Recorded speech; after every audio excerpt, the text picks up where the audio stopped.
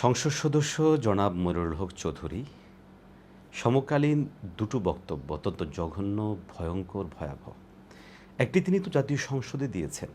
মাননীয় স্পিকার, আমাদের হাউসে আমাদের বোনেরা এসছে এমপি হইয়া, আপনি অভিনন্দন জানাচ্ছেন, আমি অভিনন্দন জানাতে চাই। সবাই মেধাবী, দুইজনের বক্তৃতা শুনছি, আগামী দিনে কিছু করতে পারবে, ভবিষ্যৎ আছে, লেখাপড়া জানা। কিন্তু বুঝলাম না তো কারা আপনারা ভিতরে কে? আপনারা এদিকে দেখতে পারেন, আমরা এদিকে দেখলে কি আছে এটা বুঝবো না, এটা ঠিক না। আরেকটি সংসদের বাহিরে এই যে আমাদের একটি প্রতিবাদী আপনি এদেরকে ওই যে ইসলামী হিস্ট্রি অমুক সাবজেক্ট মোগল সম্রাটের ইতিহাস পড়া এইসব করেন না মাস্টাররা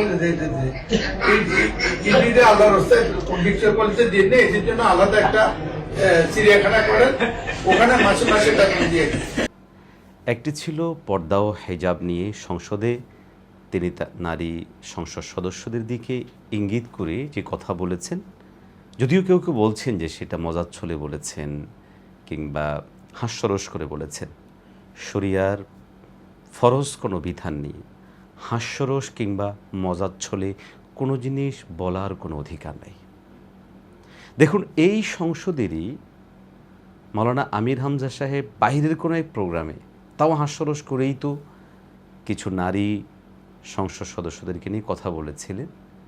সেখানে জঘন্য কোনো বিষয় না থাকলেও সেটাকে নারী অধিকারের হস্তক্ষেপ এবং সেটা নিয়ে প্রচণ্ডভাবে সংসদে বিরোধিতা হয়েছে। কিন্তু এই ঘটনায় আমরা দেখলাম সংসদে তার পরপরই এনি সাহেব আরও কয়েকজন তারা এটাকে সাপোর্ট দেওয়ার চেষ্টা করলেন এবং কেউ কেউ প্রশ্ন তুলেছেন যে ইসলামী কোনো ড্রেস কোড আছে কিনা।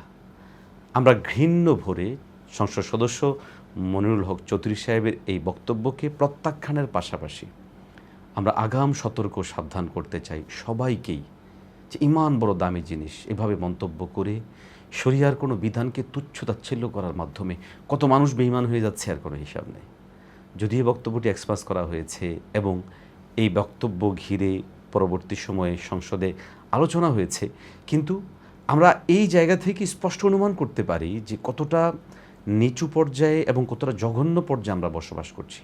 আল্লাহ আমাদেরকে হেফাজত করেন। সংসদ সদস্য মনিরুল হক চৌধুরী সাহেবের দ্বিতীয় বক্তব্যটি আরও জঘন্য, ভয়ঙ্কর, যেটি কিনা তিনি শিক্ষা ব্যবস্থা সম্পর্কে বলেছেন। তিনি ভিক্টোরিয়া কলেজের বিশেষ করে ইসলাম শিক্ষা এবং ইসলাম ইতিহাস শিক্ষা সহ বিভিন্ন বিষয়কে তিনি চিড়িয়াখানায় রাখতে বলেছেন এবং সেখানে তিনি বেতন দিয়ে আসবেন সেটাও বলেছেন। ভাবতে পারেন যে এই 90% মুসলমানের দেশে যখন আমাদের এই প্রজন্মকে গড়ে তোলার জন্য আমাদের ইতিহাস ঐতিহ্য, আমাদের মুসলিম সাম্রাজ্যের ইতিহাস ঐতিহ্য, এগুলো আমাদের সন্তানদেরকে অনেক বেশি করে বলা উচিত, সেখানে একজন সচেতন, একজন সংসদ সদস্য, একজন রাজনীতিবিদ বলা হয়ে থাকে, তিনি একজন প্রাজ্ঞ রাজনীতিবিদ, তিনি যখন এই ধরনের মন্তব্য করেন এবং তার মধ্যে যখন এই ধরনের মাইন্ড সেট আপ হয়ে যায়, তখন আমাদের বুঝতে বাকি থাকে না ববি হাজ্জাজরা ঠিক কোন জায়গা থেকে সাহস পেয়ে আমাদের সন্তানদেরকে গান বাজনা বাদ্য শেখানোর শিক্ষক নিয়োগ দেওয়ার মতো প্রস্তাবনা করতে পারেন। আমরা তো মনিরুল হক চৌধুরী সাহেবকে যতটুকু চিনতাম জানতাম, তিনি একজন ধর্মের প্রতি পছন্দসই মানুষ, ব্যক্তিগত জীবনে ধর্ম পালন করা মানুষ হিসেবেই জানতাম। কিন্তু একবার ভাবুন তো, এই মানুষগুলোই ইসলামের বিধান, ইসলামী শিক্ষা, ইসলামী ব্যবস্থাপনা সম্পর্কে হয় কতটা জাহালতের মধ্যে আছে অথবা কতটা জিঘাংসা, হিংসা, বিদ্বেষের মধ্যে আছে এবং ইসলামের প্রতি কতটা ধারণা কম থাকলে এবং ইসলামকে শ্রেষ্ঠত্বর জায়গায় নেওয়ার শক্তিটা কতটা দমে গেলে এ ধরনের কথা তারা বলতে পারে। আমি স্পষ্টভাবে সংসদ সদস্য জনাব মনিরুল হক চৌধুরী সাহেবের দুটো বক্তব্যের তীব্র নিন্দা ও প্রতিবাদ জানাচ্ছি। একটি বক্তব্য এক্সপান্স হলেও দ্বিতীয় বক্তব্যটি পাবলিকলি হওয়ায় হয়তোবা সেটা সংসদে এক্সপান্স করার মতো পরিবেশ আসবে না। বাকি আমরা আমাদের জায়গা থেকে উম্মাহকে সতর্ক সাবধান করতে চাই।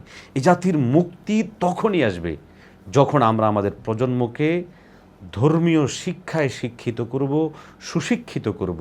প্রজন্মের মাথায় আমরা এটাকে প্রবেশ করাতে পারবো যে আমাদের এই ভূখণ্ডের ইতিহাস, ইসলামের ইতিহাস, আমাদের সোনালী ইতিহাস, ইসলামের ইতিহাস এবং এই উপমহাদেশে মুসলিমদের যেই দীর্ঘ সময়ের শাসন ব্যবস্থা, এটা সম্পর্কে আমাদের প্রজন্মকে যত বেশি আমরা শিক্ষিত করতে পারবো, শিক্ষা ব্যবস্থায় যত বেশি ইসলামকে প্রবেশ করাতে পারবো, ততই আমাদের মুক্তির পথ দ্রুত উন্মোচিত হবে।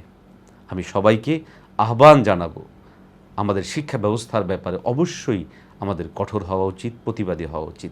আল্লাহ তাআলা আমাদের সবাইকে সহি বুঝ দান করেন। আমিন।